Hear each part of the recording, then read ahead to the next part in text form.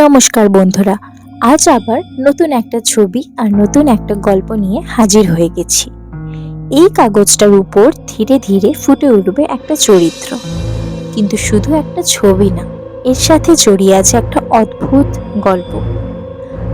আপনারা হয়তো প্রথমে বুঝতেই পারবেন না আমি ঠিক কি আঁকছি, কিন্তু একটু একটু করে যখন ছবিটা সম্পূর্ণ হবে তখন হয়তো গল্পটার আসল রহস্য সামনে চলে আসবে।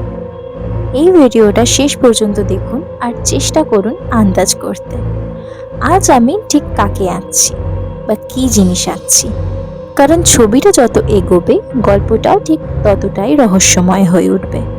তো চলুন শুরু করা যাক আজকের আঁকা আর আজকের গল্প। বাংলার গ্রামে গঞ্জে অনেক ধরনের ভূতের গল্প শোনা যায়। কেউ বলে ব্রহ্মদৈত্য, কেউ বলে পেতনি, কিন্তু একটা ভূতের নাম শুনলেই আজও অনেকের গা শিউরে ওঠে। সেই নামটা হলো শাকচুন্নি। লোককথায় বলা হয় শাকচুন্নি হলো এমন এক মহিলার আত্মা যে বিয়ের পর অকাল মৃত্যু বরণ করেছে। তার জীবনের সব স্বপ্ন, তার সংসার, তার ভালোবাসা সবকিছু হঠাৎ করেই শেষ হয়ে যায়, আর সেই অপূর্ণ ইচ্ছাগুলোই তাকে পরিণত করে একটা অদ্ভুত ভয়ঙ্কর আত্মা। শাকচুন্নিকে নাকি দেখতে অনেকটা সাধারণ বউয়ের মতোই, লাল শাড়ি, সিঁথিতে সিঁদুর, হাতে শাঁখার পলা, কিন্তু একটা জিনিস তাকে আলাদা করে দেয়, তার চোখে থাকে অদ্ভুত শূন্যতা, আর তার হাসি সেটা মানুষের হাসির মতো নয়। গ্রামের মানুষজন বলে শাকচুন্নি সাধারণত থাকে পুরনো বটগাছের কাছে, ফাঁকা মাঠে অথবা নির্জন পুকুরের ধারে। বিশেষ করে রাত গভীর হলে অনেকেই নাকি দূর থেকে দেখেছে তাকে। লাল শাড়ি পরা এক মহিলা একা দাঁড়িয়ে আছে, মাথা নিচু করে, যেন কারো অপেক্ষা করছে। এবার শোনো একটা ঘটনা। এই ঘটনাটা ঘটেছিল বহু বছর আগে একটা ছোট্ট গ্রামে। গ্রামের এক যুবক ছিল, নাম রণ। রণ খুব সাহসী ছেলে ছিল। ভূত প্রেতে সে একদমই বিশ্বাস করত না। গ্রামের বয়স্করা যখন শাকচুন্নির গল্প বলতো, রণ হেসে উড়িয়ে দিত। সে বলতো, ধুস, এসব কিছুই নেই, সব মানুষের বানানো গল্প মাত্র। একদিন রাতে রণ বাজার থেকে বাড়ি ফিরছিল। সময় তখন প্রায় রাত 12টা। চারপাশে একদম নীরবতা। দূরে কোথাও ঝিঝি পোকার ডাক ছাড়া আর কোনো শব্দই ছিল না। গ্রামের মাঝখানে একটা পুরনো পুকুর ছিল। লোকেরা বলতো সেই পুকুরের কাছেই নাকি মাঝে মাঝে শাকচুন্নিকে দেখা যায়। রণ অবশ্য এসব কথা বিশ্বাস করত না। যখন সে পুকুরের পাশ দিয়ে যাচ্ছিল, হঠাৎ সে দেখতে পেল একজন মহিলা দাঁড়িয়ে আছে, লাল শাড়ি পরা, মাথা নিচু, চুলগুলো সামনে ঝুলে আছে। রণ প্রথমে ভাবল হয়তো গ্রামের কোনো বউ। সে এগিয়ে গিয়ে বলল, এই সময় এখানে দাঁড়িয়ে আছেন কেন, কিছু হয়েছে? মহিলাটা ধীরে ধীরে মাথা তুলল। তার মুখটা খুব ফ্যাকাশে, চোখ দুটো অদ্ভুতভাবে স্থির।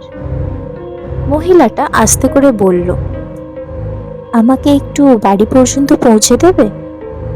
তার গলার আওয়াজটা অদ্ভুত ঠান্ডা। রণ একটু অস্বস্তি বোধ করল, তবুও বলল, আচ্ছা চলুন। দুজন হাঁটতে শুরু করল, কিন্তু কিছু দূর যাবার পর রণ লক্ষ্য করল মহিলাটা হাঁটছে খুব ধীরে, আর তার পায়ের শব্দ কেমন যেন একটা অদ্ভুত।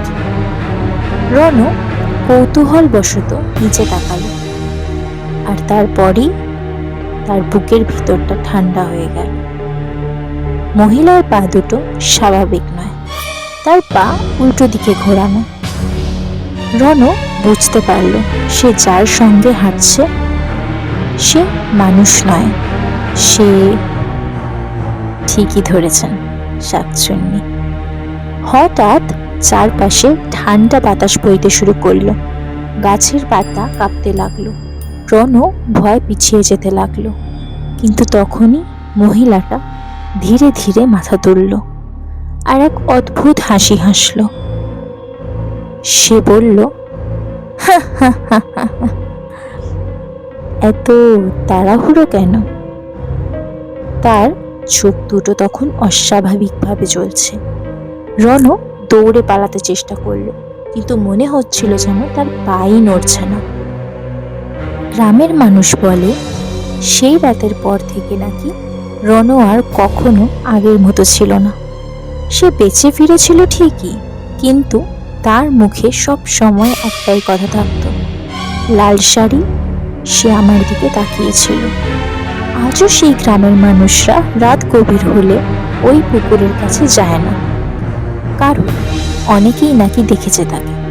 লাল শাড়ি পরা এক মহিলা দাঁড়িয়ে আছে, মাথা নিচু করে, যেন কারো অপেক্ষা করছে। তাই গ্রামের বয়স্করা আজও বলে, রাতের বেলা যদি কোনো নির্জন জায়গায় লাল শাড়ি পরা কোনো মহিলাকে একা দাঁড়িয়ে থাকতে দেখো, তাহলে তার কাছে যেও না, কারণ সে হয়তো মানুষ নয়, সে হতে পারে শাকচুন্নি।